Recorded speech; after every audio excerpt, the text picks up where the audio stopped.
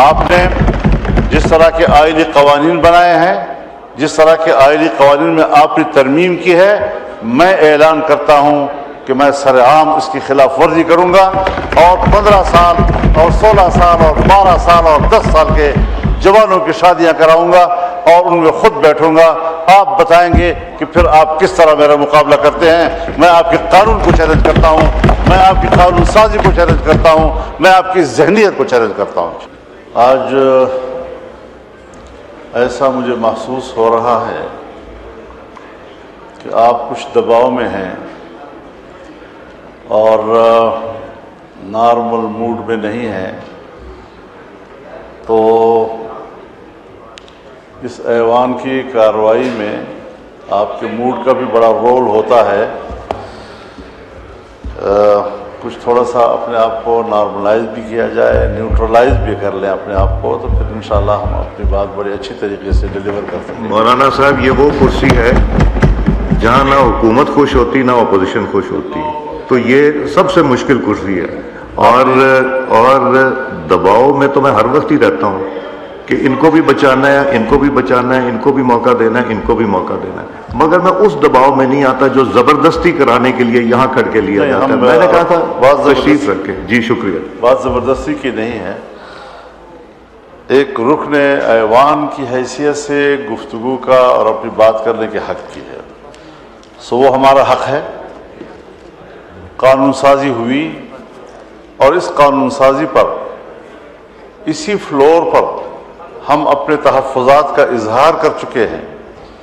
ہم نے اس قانون سازی کو قرآن و سنت کے منافی اور آئین کے منافی تصور کیا ہے، اور اگر ہم نے آپ سے یہ کہا ہے کہ اسلامی نظریاتی کونسل موجود ہے جہاں شریعت انوالو ہو، وہاں کم از کم یہ چیزیں وہاں بھیج دی جائیں تاکہ وہاں سے واضح طور پر رائے آ جائے کہ علماء کرام کیا کہتے ہیں، مذہبی لوگ کیا کہتے ہیں۔ اس میں آئینی ماہرین بھی ہیں، قانونی ماہرین بھی ہیں، تمام مکاتب فکر کی نمائندگی ہے، لیکن اس طرح آپ نظر انداز کر کے اور پھر قانون کے پیچھے لکھا ہوتا ہے کہ ہم اقوام متحدہ، کبھی FATF، کبھی IMF اور ان کے منشور اور فلاں کے تقاضوں کے مطابق قانون سازی کر رہے ہیں۔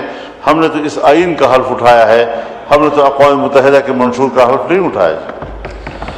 تو اس حوالے سے یا تو لفظ اسلامی جمہوریہ سے اسلامی کاٹ دیں، تو پھر جمہوریہ کہتے رہیں، ایک سیکولر نظام ہے، سیکولر ملک ہے، اس میں قرآن و حدیث کی کوئی حیثیت نہیں ہے، جو شخص جیسے چاہے قانون سازی کرے۔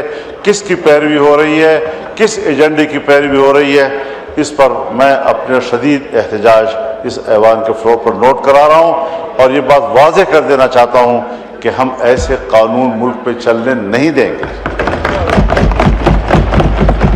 آپ نے جس طرح کے آئینی قوانین بنائے ہیں، جس طرح کے آئینی قوانین میں آپ نے ترمیم کی ہے، میں اعلان کرتا ہوں کہ میں سرعام اس کی خلاف ورزی کروں گا اور 15 سال اور 16 سال اور 12 سال اور 10 سال کے جوانوں کی شادیاں کراؤں گا اور ان میں خود بیٹھوں گا۔ آپ بتائیں گے کہ پھر آپ کس طرح میرا مقابلہ کرتے ہیں۔ میں آپ کے قانون کو چیلنج کرتا ہوں، میں آپ کی قانون سازی کو چیلنج کرتا ہوں، میں آپ کی ذہنیت کو چیلنج کرتا ہوں۔ یہ کیا طریقہ ہے ہمارے ملک میں مسلمان کہلانے والے؟ یہاں پر آپ کے نائب وزیر اعظم اور وزیر خارجہ نے فلور پر میری گفتگو کے جواب میں فرمایا کہ ہم بھی تو اللہ اور رسول کو ماننے والے ہیں، اگر آپ کی نظر میں یہ اس کے خلاف ہے تو آپ ترامیم دیں۔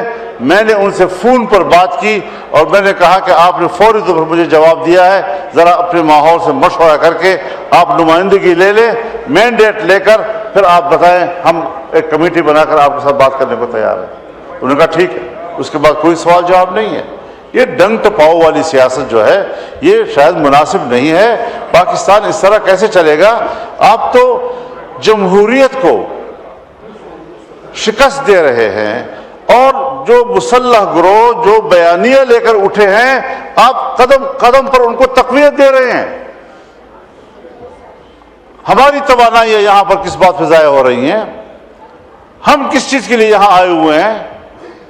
ہم نے تو آئین کا حلف اٹھایا ہے، ہم تو جمہوریت کی بات کرتے ہیں، ہم تو پارلیمنٹ کی بات کرتے ہیں، ہم تو ووٹ کی بات کرتے ہیں، اور اگر مذہبی دنیا وہ پاکستان کے آئین کی نمائندگی کرتا ہے، آپ کے شانہ بشانہ کھڑا ہے، آپ یہاں پر اس قسم کی حرکتیں کر کے جس طرح آئین کو روند رہے ہیں، جس طرح عقیدے کو روند رہے ہیں، اور پھر ہماری توانائیوں کو تباہ و برباد کر رہے ہیں، جمہوریت شکست کھا رہی ہے، پوری دنیا میں شکست کھا رہی ہے۔